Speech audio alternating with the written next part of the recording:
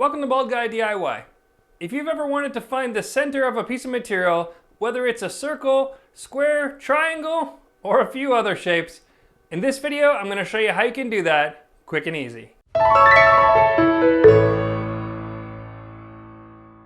Sometimes when you're working on a project, you take a piece of material that's already a rectangle, square, circle, triangle, or other shape, and you want to find the center so that you can drill a hole in it or attach a screw or put a pin in, something that goes right in the middle so that the design is balanced and everything works nice and smooth if you have to give it a spin or cause something to work evenly around it. A lot of times if you're using a measuring tape or ruler, you can get frustrated because you have to be very precise, or in the case of a circle, it's hard to know exactly where the widest part of the circle is. So there's some trial and error and it doesn't often turn out very well. In this video I'm going to show you some 3D printed tools that can get the job done really quickly, as well as some techniques in order to use a ruler and or a compass in order to mark the center of lots of difficult shapes, including circles, squares, triangles, and even a pentagon. Let's get at it. First thing I wanted to do is show you some of the 3D printable options there are for quick tools that can help you find the center. So if you just go to Thingiverse and type center into the search criteria, you'll get some results here. The first one is a cool little set of edge finders, which are great little straight piece tools that have two posts, and as long as the posts are wide enough to bridge the material that you're using, you can just print that out. There's a few different lengths available there and it works perfectly. Next one is for circular surfaces or cylinders, and it's a great little tool. You simply just place it over, put it in the corner of the tool, draw your lines, reposition it, and do it again.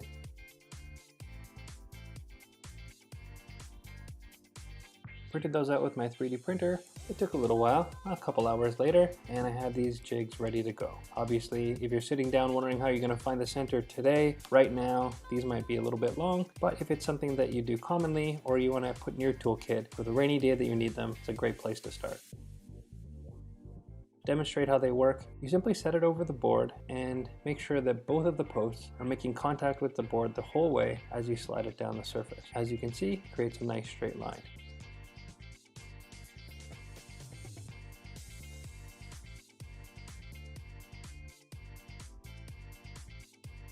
Here's a smaller one that I'm doing as well, and just using it to do the narrower edge. If you use a piece that's closer to the size of the board that you're doing, it's going to let you go closer to the edges.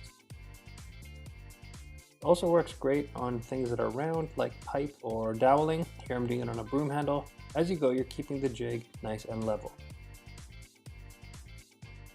As you can see, here's a rounded flower pot that's simply going to tuck it into the corner of the circular cylinder jig and then rotate it 90 degrees. Doesn't have to be 90 degrees, it could even be a small difference, but I'm going to do it about 90 degrees. Tuck it back in the corner of the jig and do a second pass, and those two intersecting lines are going to show you exactly where the center is. Simple tools that you can use over and over again to help you find the center on things that you might commonly need in order for drilling or fastening or whatever.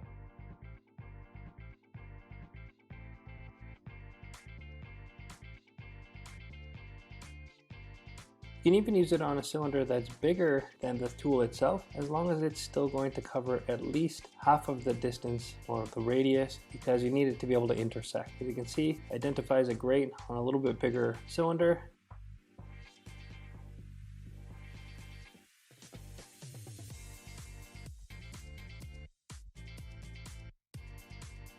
And even on something as small as a water bottle lid, just by tucking it into the corner, making sure that it's in there securely. Before you draw your line, you'll see that your intersecting lines will still show the center, even on something really small. It's a great tool, can be used in so many different applications, just to give you that precise center positioning.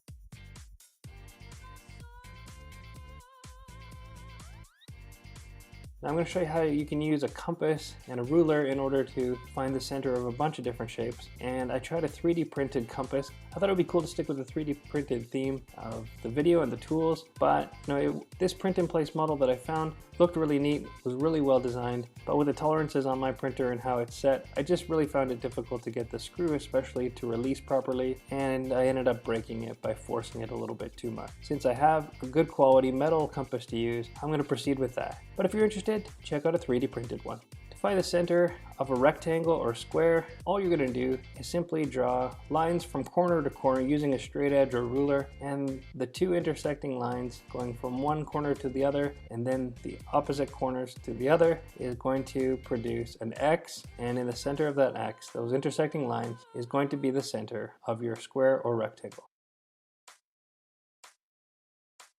This works perfectly if you have a piece of material that's already square that you need to use the center as a reference point. Even a piece of material that you might put on a CNC, to be able to find the center is really easy for starting your piece of material and your design in the right place. When it comes to circles, measuring a circle is especially difficult. It's difficult to know if you're finding the exact place where the circle is its widest. This method helps you identify exactly where the center of the circle is, and it starts by drawing a line with a ruler. It doesn't exactly matter where you put that line, just that it's close to one edge, and then you're going to use the compass. The compass just needs to be set a little wider than half the distance of that line. That's so that when you put those two together, you're going to draw a little line from one side and then draw a little line from the other side. It's going to cause those lines to intersect.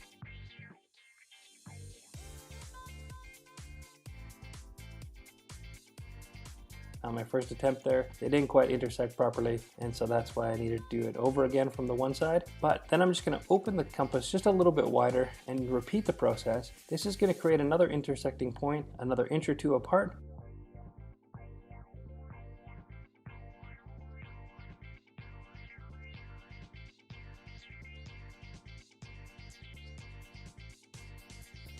And now all you're going to do is draw a line between those two intersecting points, and you're going to have a straight line that completely cuts the circle in half. It also divides the line that you drew in half, and it's just a great way to have a nice perpendicular line, and now you've cut the circle in half. In order to find the center, we just again need two intersecting lines that cut the circle in half. So we're going to repeat the process from any other place on the circle. You could go close together, or you could go 90 degrees apart. Whatever distance you choose, it doesn't really matter. We just need two intersecting lines. Again, we're going to choose two different points. I started with a wider one. Now I'm going to create just a little closer mark, and again, the distance between those two intersecting points is what we're going to use to draw our straight line.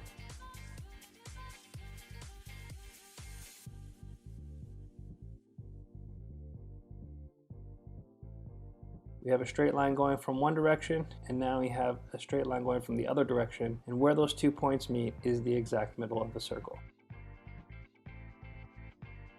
When you're doing a triangle, the convenient thing is that there's already 1 point defined. So you could measure halfway point, mark a line, and then connect those 2 points together. But you can also use the compass just like we did with the circle, and instead of having to draw the line, you use the base, create your two intersecting points, and then draw a line from the point of the triangle all the way through to the other side. That once again cuts the triangle in half and gives you your first dividing line. To get the second line, you just move to two other points using those at the base, and then once again use your compass, mark the intersecting point, and then simply go ahead and connect the point of the triangle to your intersecting point.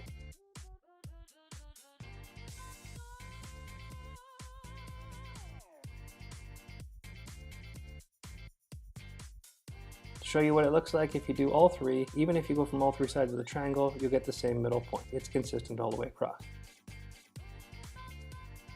As long as you stick with geometric shapes that have equal sides, it doesn't matter if you use pentagon, hexagon, octagon, doesn't matter. You can use the same technique. You're going to start similarly to the triangle. You're just going to create an intersecting point, and then you're going to join the point of the opposite surface. Again, you're going to use the base of one equal side, create your two compass marks, and then join them from the tip on the other side. Now, again, once you have two intersecting points, that's all you need to find the center, but I'll show you what happens if you continue through and do every single side. You always get the same center point. As long as you're accurate with your placement of your compass, they should all intersect in the center.